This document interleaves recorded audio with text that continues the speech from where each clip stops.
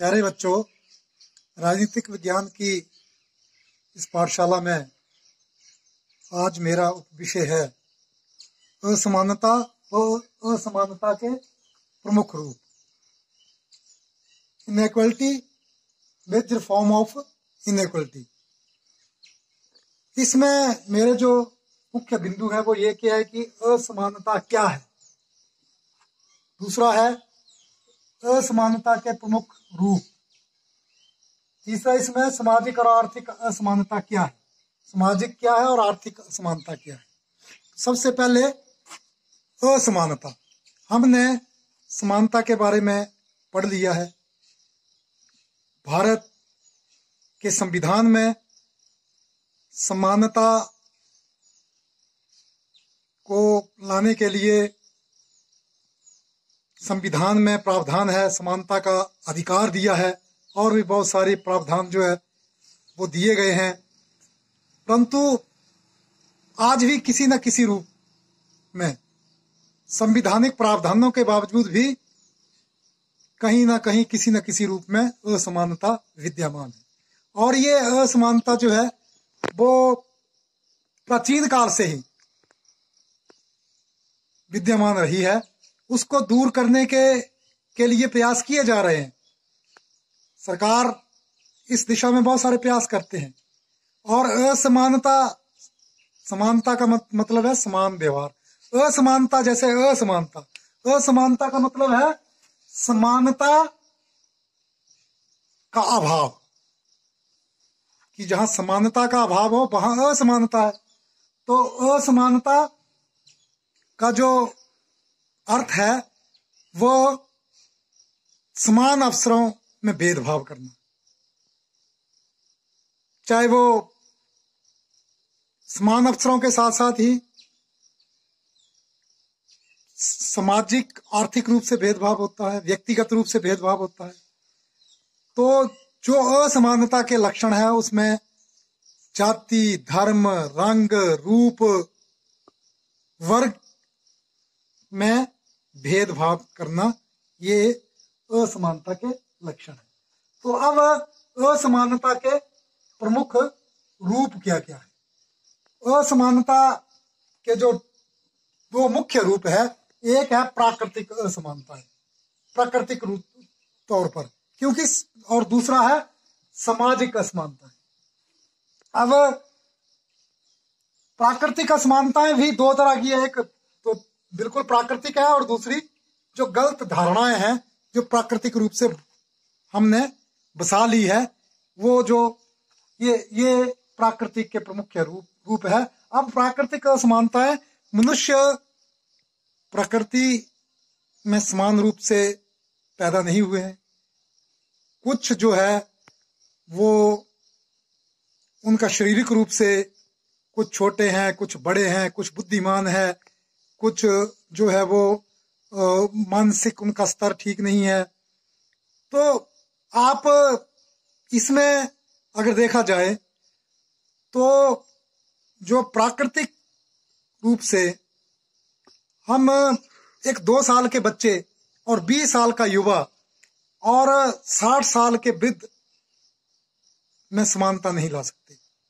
वो कहीं ना कहीं वो एक दूसरे के असमान है। और आपने देखा होगा कि बसों में, रेलवे में भी वृद्धों के लिए जो बच्चे जो विशेष आवश्यकता वाले बच्चे हैं उनके लिए भी अलग से स्थान आरक्षित है। तो ये असमानता नहीं है, ये समानता प्राप्त करने का एक साधन है। तो प्राकृतिक रूप से हम ये कह सकते हैं कि असमानता जो है वो इसमें कुछ लोग जो बुद्धिमान होते हैं, कुछ चुस्त और चालाक होते हैं, कार्यों को शीघ्रता से कर सकते हैं, और कुछ बलवान शक्तिशाली होते हैं, कुछ डरपोक होते हैं। तो ये एक प्राकृतिक देन है। इस प्रकार प्राकृतिक असमानताएं हैं जिनके आधार पर व्यक्तियों को समान नहीं समझा जा सकता। और दूसरी जो एक गलत धारणा बसा ली गई है, कि जिसमें गलत धारणाएं हैं कि दास व्यवस्था गलत धारणा पर आधारित थी, कि जो निम्न वर्ग के लोग हैं वो दास समझे जाएंगे, इसलिए उनसे श्रम लिया जाएगा। और स्त्रियों के मुकाबले पुरुष जो है मजबूत है, और स्त्रियां वीकर सेक्स जो कमजोर वर्ग में आती हैं, वो घर की चार दीवारी में ही और सेना तथा पुलिस में उसे भर्ती नहीं किया जाता था। लेकिन अब ये बदलाव हो रहे हैं। पहले महिलाओं को वोट डालने का भी अधिकार नहीं था, लेकिन अब वो अधिकार भी दिया जाने लगा है। समाजीकृत असमानताएं जो समाज द्वारा तैयार की जाती, जिसको सामाजिक असमानता कहते हैं, तो उसमें प्राय प्रत्येक समाज के कुछ सदस्यों में कुछ समाज द्वारा पैदा की गई असमानताएं मिलती है, जिसमें जाति, धर्म, लिंग, रंग, धन, संपत्ति आदि के आधार पर खड़ी असमानताएं ये प्राकृतिक नहीं है, ये समाज द्वारा तैयार की हुई है। इन्हें उचित नहीं समझा जा सकता है। नस्ल के आधार पर, रंग के आधार पर, अभी भी दक्षिण अफ्रीका में रंग तथा नस्ल के आधार पर काले लोगों को सामाजिक सुविधाओं से वंचित रखा गया है। तो समाज द्वारा कृत असमानताएं रीति रिवाज जो था सामाजिक मान्यताओं द्वारा स्वीकृत होती है और समय के साथ साथ ये जड़ें पकड़ लेती है।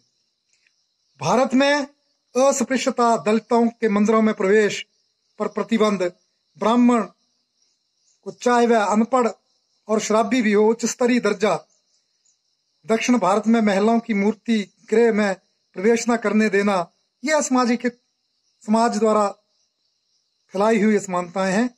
एक लंबे समय तक संसार भर में दास प्रथा प्राकृत था, उचित माना जाता था।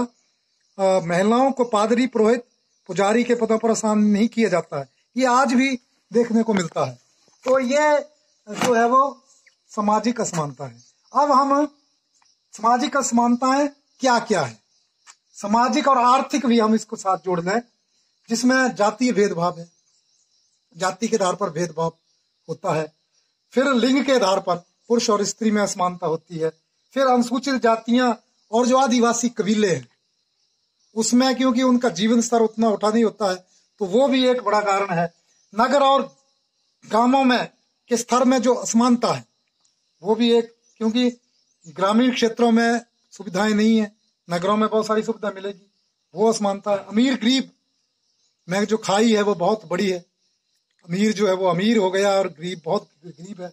आज भी भारत में लगभग 35 करोड़ लोग जो है वो गरीबी रेखा के नीचे है, तो उसको वो जो है वो कुछ लोग जो है वो काफी अमीर है और गरीबों को रोटी के लाले हैं। तो ये असमानताएं जो है वो देखने को मिलती है।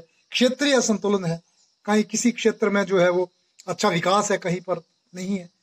तो ये जो है जो सामाजिक और आर्थिक समानता है। अब भारत में ये असमानता पाई जाती है। अब इन असमानताओं को के क्या कारण रहे कि कैसे ये समानताएं जो है जाति प्रथा, जैसे जातीय भेदभाव की बात की गई थी, समांती प्रथा, समांत जो एक कृषिक वर्ग और दूसरा जो है वो बिल्कुल ही भूमिहीन और कृषिक, ये भी अलग अलग जो कारण रहे हैं उस असमानता को लाने में। क्योंकि जो कृषिक थे वो भूमिहीनों का शोषण करते थे। और तीसरा है ब्रिटिश शासन, अंग्रेजों के शासनकाल में भी उन्होंने एक रूल और डिवाइड की नीति जो अपनाई थी, जिसमें उच्च और निम्न वर्ग में समांत और भूमिहीनों में एक बहुत बड़ी असमानता जो है वो उसके लिए उस्काया गया था।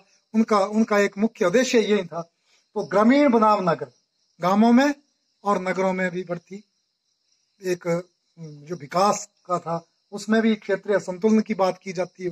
बेरोजगारी की बात की जाती है। पढ़े लिखे यहाँ पर लोग हैं वो ज्यादा रोजगार है, जो अनपढ़ है वो बेरोजगार है। लेकिन अब तो पढ़े लिखे भी बेरोजगार है। तो ये असमानताएं हैं। और निरक्षरता, अनपढ़ता एक कारण है इसका कि लोग अनपढ़ है, इस कारण भी जो है उनकी सोच उतनी ही है। और बढ़ती जनसंख्या, आज सबसे बड़ा जो इस असंतुलन का कारण है वो जनसंख्या विस्फोट है। तो ये इसको जो है वो अवेयरनेस के माध्यम से सरकार नीतियां बना करके इसको जो है वो इस असमानता को दूर कर सकती है। संवैधानिक प्रावधान अपनी जगह है, वो उसमें भी हो रहा है, लेकिन उसका सही तरीके से उसको अमली जामा पहनाया जाए ताकि असमानता को दूर किया जा सके। तो आज इतना ही, धन्यवाद।